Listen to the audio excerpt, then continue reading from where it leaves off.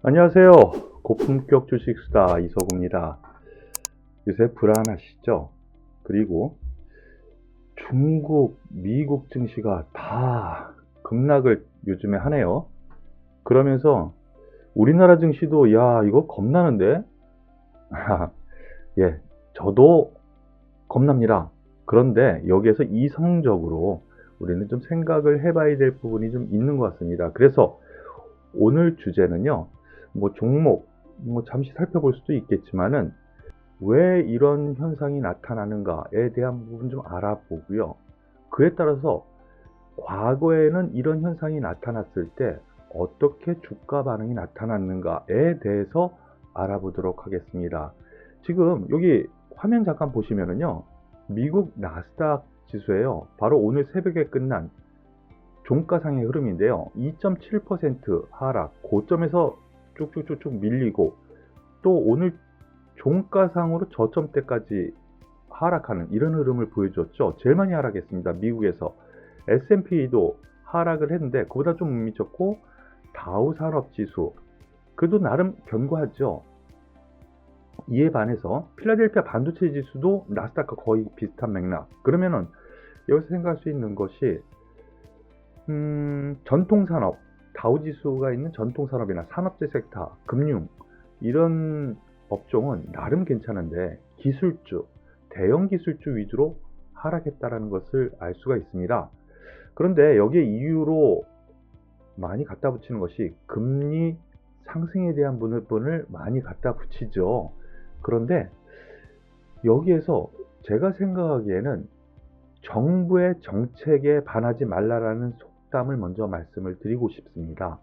예, 미국의 연준이라든가 아니면은 미국 정부, 재무부 장관이죠. 이러한 분들이 나와서 지금 현재 금리 인상 아직 생각하고 있지 않다. 그리고 인플레이션 어느 정도는 용인을 해줄 거다. 그것도 한 번 올라가는 것이 아니라 일정 기간 동안 인내를 갖고 우리는 지켜볼 것이다 라고 얘기를 했습니다. 그런데도 시장에서의 반응은 야 이거 인플레이션이 되니까 금리 이거 올리는 거 아니야? 예, 미리 겁먹는 거죠. 그런데 제가 여기서 한 가지 꼭 말씀드리고 싶은 거, 누구나 아는 악재는 악재로서의 역할을 하지 못합니다.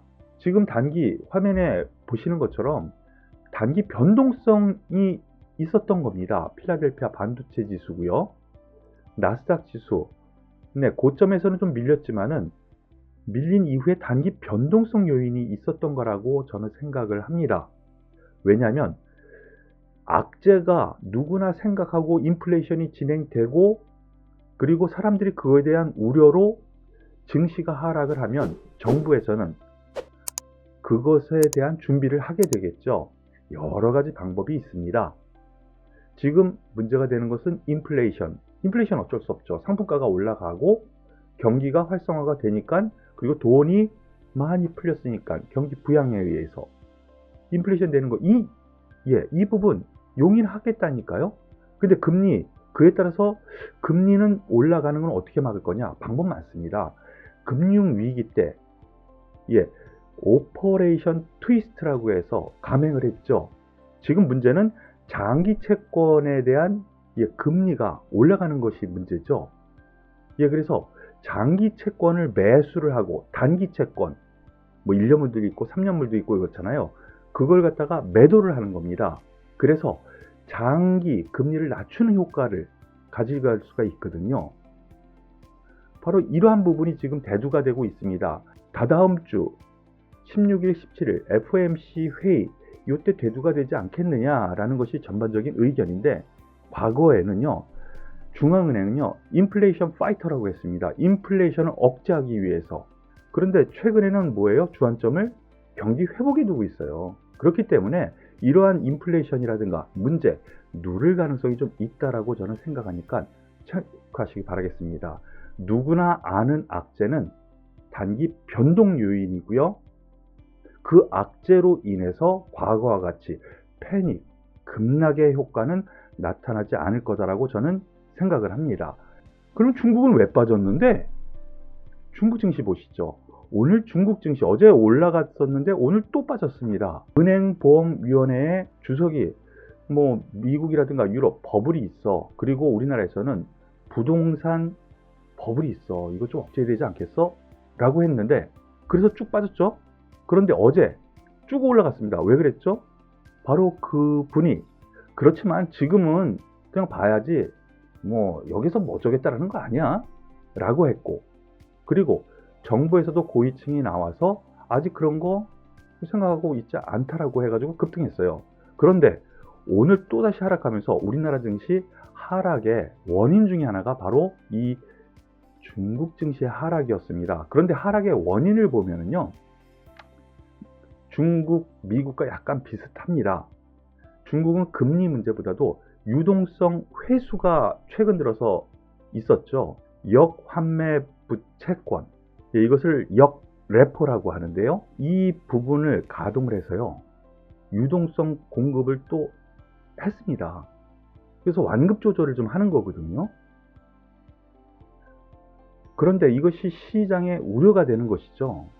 그래서 이렇게 빠졌습니다. 그리고 오늘 빠진 이유 중에 하나, 인터넷 기업 단속을 강화를 했습니다. 일부 온라인의 공동구매 플랫폼이 과도한 보조금 지급 그리고 할인으로 인해서 시장 가격을 왜곡시켰다고 해서 벌금을 빡 매겼거든요. 그러면 어떻게 돼요? 전자상거래 업체들 전반적으로 주눅이 들겠죠. 그러면서 하락을 한 거예요.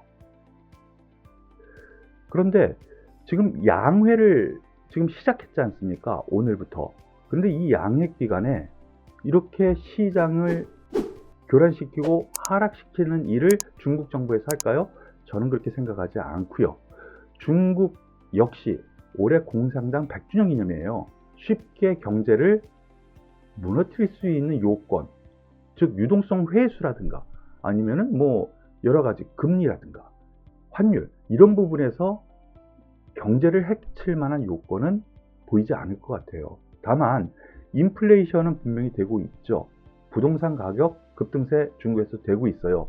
하지만 앞서서 제가 말씀드렸었던 것처럼요, 누구나 다 아는 악재는 악재로서의 역할을 못해요. 왜냐하면 정부에서 그만큼 대비를 한다라는 것을 앞서 말씀드렸는데, 미국에서는 금리 부분, 중국에서는 유동성 회수 부분이라든가 양국에서 모두 인터넷 혹은 IT 기업에 대한 규제 강화, 이것에 대한 문제가 있는데요.